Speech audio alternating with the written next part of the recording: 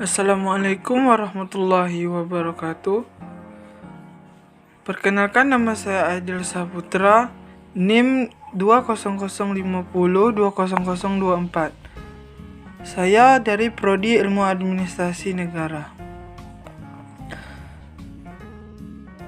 Baiklah, video ini saya buat untuk memenuhi mata kuliah kepemimpinan.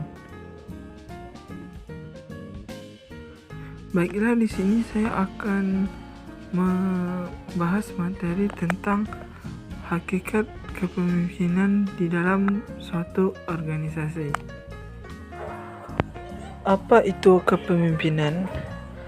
Kepemimpinan di sini dapat diartikan sebagai proses saling mempengaruhi antara pemimpin dan pengikut untuk mencapai tujuan organisasi. Kepemimpinan merupakan kemampuan untuk mempengaruhi dan menggerakkan orang lain guna mencapai tujuan tertentu. Selanjutnya ialah di sini ada pengertian kepemimpinan dan pemimpin. Yang pertama itu kepemimpinan. Kepemimpinan adalah aktivitas untuk mempengaruhi perilaku orang lain agar supaya mereka mau diarahkan untuk mencapai suatu tujuan tertentu. Sedangkan pemimpin adalah suatu lakon atau peran dalam sistem tertentu. Karenanya seseorang dalam peran formal belum tentu memiliki keterampilan kepemimpinan dan belum tentu mampu memimpin. Selanjutnya ialah kepemimpinan menurut beberapa ahli. Yang pertama di sini ialah kepemimpinan menurut George Arteri tahun 1972-458. Kepemimpinan adalah aktivitas mempengaruhi orang-orang supaya diarahkan mencapai tujuan organisasi. Yang kedua yaitu pengertian menurut Ralph M. Stockdale dalam Sutarto 1998. Kepemimpinan adalah suatu proses yang mempengaruhi kegiatan-kegiatan sekelompok orang yang terorganisasi dalam usaha mereka menetapkan dan mencapai tujuan. Ada dua pendapat mengenai asal-usul kepemimpinan. Yang pertama ialah leaders are born, ialah seseorang hanya akan menjadi pemimpin yang efektif karena dia dilahirkan dengan bakat-bakat kepemimpinan.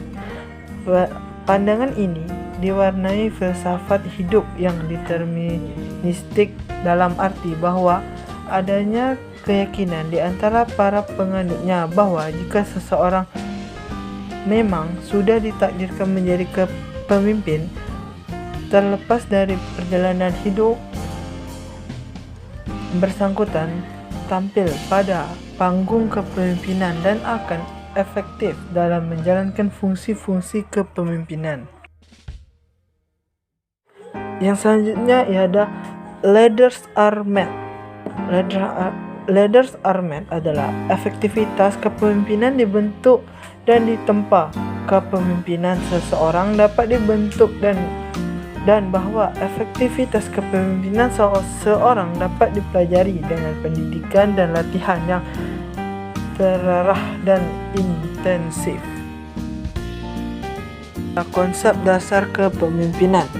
Yang pertama ialah suatu konsep yang menganggap bahwa kepemimpinan merupakan suatu kemampuan yang berupa sifat-sifat yang dibawa sejak lahir yang ada pada diri seorang pemimpin. Menurut konsep ini, kepemimpinan diartikan sebagai trarities with the individual leaders. Jadi, seseorang dapat menjadi pemimpin karena memang dilahirkan sebagai pemimpin dan bukan karena dibuat atau dididik untuk itu. Leaders were born and not made.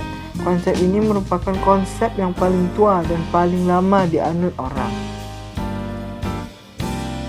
Yang selanjutnya ialah konsep kedua, agak lebih maju lagi. Konsep ini mengandung kepemimpinan sebagai fungsi kelompok, count out fat group. Menurut konsep ini, sukses tidaknya suatu keputusan tidak hanya dipengaruhi oleh kemampuan atau sifat-sifat yang ada pada seseorang, tetapi justru yang lebih penting adalah dipengaruhi oleh sifat-sifat yang ada dan ciri-ciri kelompok yang dipimpin. Ketiga ialah kepemimpinan dipandang sebagai suatu fungsi dari situasi, cons of the situation. Konsep yang ketiga ini menunjukkan bahwa betapa seseorang pemimpin telah memiliki sifat-sifat kepemimpinan yang baik, masih ditentukan pula oleh situasi yang selalu berubah, yang mempengaruhi perubahan dan perkembangan kehidupan kelompok. Kapan seseorang bisa menjadi seorang pemimpin? Yang pertama, dilahirkan untuk menjadi pemimpin atau rasul atau nabi. Faktor kedua yaitu faktor keturunan, raja atau ratu. Yang ketiga, dipilih oleh kelompok karena 1. Karismatik, 2. Kaya, 3. Sebelumnya sudah menjadi pimpinan pada kelompok tertentu. Dan yang terakhir, dapat dipercaya, jujur, berintegritas. Demikianlah video ini saya buat, terlebih dan kurang saya mohon maaf. Saya akhiri dengan wassalamualaikum warahmatullahi wabarakatuh. Terima kasih.